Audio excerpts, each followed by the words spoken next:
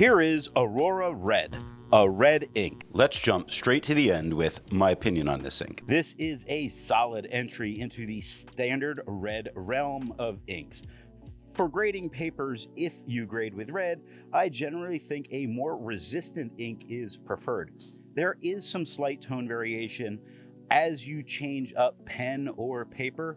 Generally speaking, I don't see much of it for shading, which is generally what I prefer given a good standard red.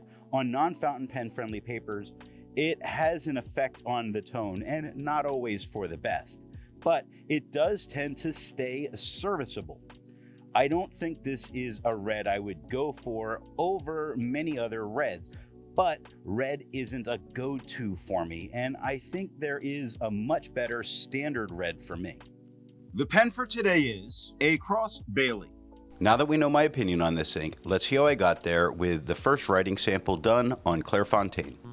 We get a very, very nice standard red, bright, vivid on the page. It's not screaming so much. It doesn't feather, it doesn't spread. It has the slightest amount of tone variation, which does happen when you look at which on the second line, where the W is just a little bit lighter than it is with the H. The IC lighten up a little bit, and that last H becomes just a little bit darker.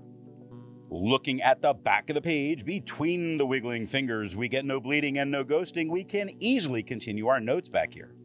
Let's take a look at some other inks from the same manufacturer. Here is Aurora Gray.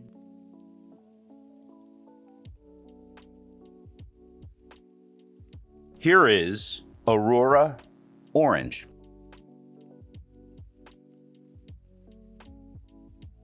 Here is Aurora Purple.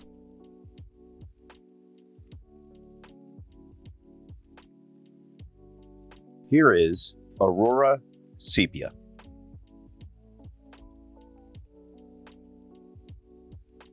The next writing sample is done in a Portage reporter's notebook. Most noticeably, this, when I look at them side by side, does become a bit lighter and flatter as a tone. It loses some of the vibrancy that can be there with your standard reds. Now, it's not feathering and it's not spreading. It's also not shading. It's not wowing me very much, and it's just kind of there. It looks a little bit faded to me. Looking at the back of the page, between the wiggling fingers, we see that we get no bleeding, no ghosting, and can easily continue our notes back here. There's a lot to learn by doing multiple chromatographies. The one on the left is immediately put into water for 10 to 15 seconds. The one on the right, marked with a D, is let dry for 10 minutes before putting into water. The next writing sample is done on a national brand Steno notebook. The tone of this paper definitely made it a brighter red, not darker, but brighter as a red on the page. It has a little bit of a something for vibrancy in what's going on. There is some very light feathering that's going on, and you see it in mantelpiece. Also see it a little bit in profits, but not a big deal in what's happening. A slight bit of spread is occurring, so this is not doing its very best on this paper, but it's not doing horribly. Shading, there is only a couple of spots that are a little bit darker, which I think are at the best when it comes to red inks to not have so much shading. Looking at the back of the page, between the wiggling fingers, we get no bleeding, no ghosting, and can easily continue our notes back here. Resistance tests are done to see how this ink can be expected to perform on the page, and more importantly, how hard it may be to clean from your pen.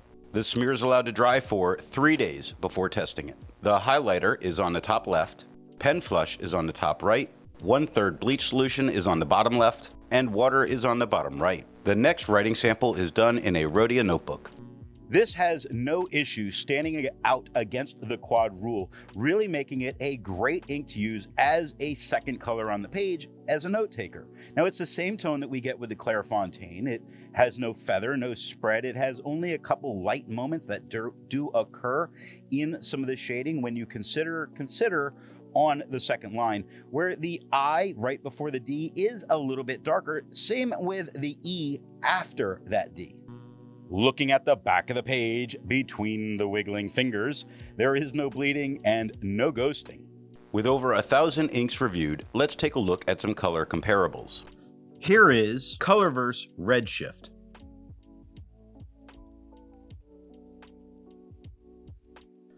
Here is Diatramentis Poppy Red.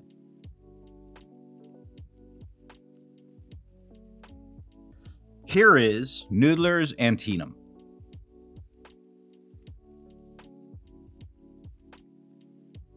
Here is Robert Oster Direct Sun. The next writing sample is done in a composition lab notebook. This still has no trouble standing out against the quad rule. While its tone is lighter and flatter than it was on the Clairfontaine, I do think it looks nice on this paper.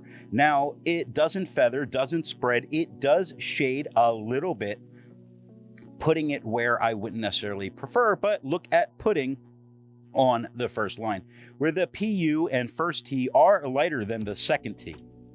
It lightens up into the IN, but that G at the end does become a little bit darker. However, the shading that's going on is in no way distracting if you don't like shading in your inks, because you really have to look at it to see it. Looking at the back of the page between the wiggling fingers, there is no bleeding, no ghosting, and we can happily continue our notes back here. While it's nice to see ink in the same color family, I prefer to see ink to complement the color on the page. Here is Birmingham Pen Company Pennsylvania Railroad Boiler Steam Blue Black. Here is Diatramentis Document Fog Gray. Here is Diamine Prussian Blue.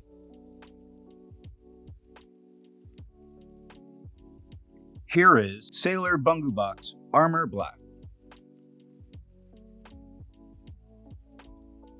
The last writing sample is done on 20-pound copy paper. The tone that we get is slightly darker than we had on the Clairfontaine, only ever slightly. It does feather and it does spread. Now the feathering is barely noticeable. The spread is much more noticeable, but if you weren't looking at them side by side, you probably wouldn't notice it. I do think that this makes it look less interesting with the spread that occurred. It means use a finer nib and you're probably going to be very happy with what you get on there. Now, there's no shading going on, which does make it even better for me when I see it here. Looking at the back of the page, it is really pleasant because there's very little areas where the ink gets deep into the paper. I believe if you were using this, you could write on both sides without any kind of problem because the ghosting is minimal and nothing bled through to touch the page underneath. So what nib and pen do I think are going to give the best writing experience with this ink? The slightly drier than normal medium flow, medium nib of this Cross Bailey doesn't give it its best tone, though I do think the tone isn't bad, and generally it doesn't shade in a way I wouldn't want red to do, which is how I prefer reds, really not shading. Now off camera, I used it in a slightly wetter than normal fine nib, and I liked the tone much more. It also didn't shade at all. Now, I really prefer the tone from the slightly wet pen, but I also think that if the pen were a broad, it would have to be even wetter than what I was using. So a wet pen of any nib, probably a fine, to fit in between the lines when you're making your own corrections or adding to notes. I hope you got something out of this video, and thanks for watching. I want to let you know that the best way you can support this or any channel is to let retailers know where you heard of something if you go to buy.